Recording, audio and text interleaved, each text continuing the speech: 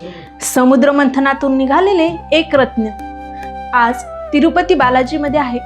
त्या रत्नाचे नाव तुम्हाला माहिती आहे का? नाही ना? डोंट वरी, गिरितेज आहे ना। समुद्र मंथन सुरू होताच सगळ्यांना वाटले आता खजिना बाहेर येईल, पण नाही। सर्वप्रथम बाहेर आले महाभयंकर हलाहल विष।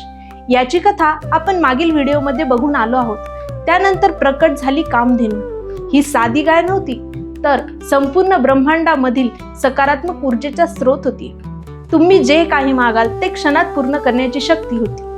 पण देवाने तिला स्वतःकडे ठेवले नाही, ती दिली महर्षी वशिष्ठ यांना, कारण तिची शक्ती होती जनकल्याणासाठी। तिसरं रत्न उच्च श्रवा घोडा, बर्फासारखा पांढरा, उडणारा आणि सर्वात धक्कादायक म्हणजे त्याला होती 7 मस्तके। ही 7 मस्तके म्हणजे सूर्याच्या 7 किरणांचे प्रतीक, जो असुरराज बलीकडे गेला। चौथे रत्न ऐरावत, एक विशाल 4 दात असलेला दिव्य हत्ती। असे मानले जाते तो ढगांना खेचून आणून पाऊस पाडू शकत होता, म्हणूनच इंद्रदेवांनी त्याला आपले वाहन बनवले।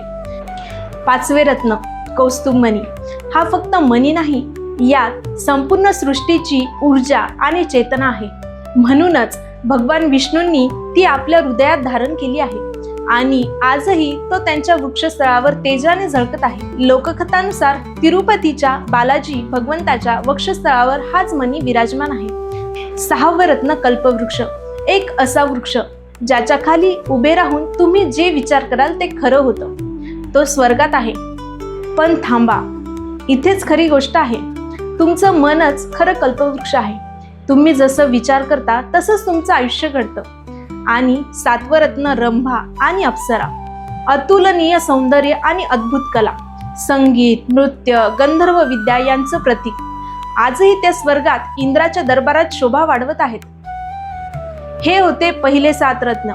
पण थांबा, खरी कथा आता सुरू होते, कारण अजून माता लक्ष्मीचे प्रकट होणे, मद्याची देवी आणि सर्वात मोठं अमृतासाठी झालेले देवदानवांचे महायुद्ध बघूया पुढच्या भागात।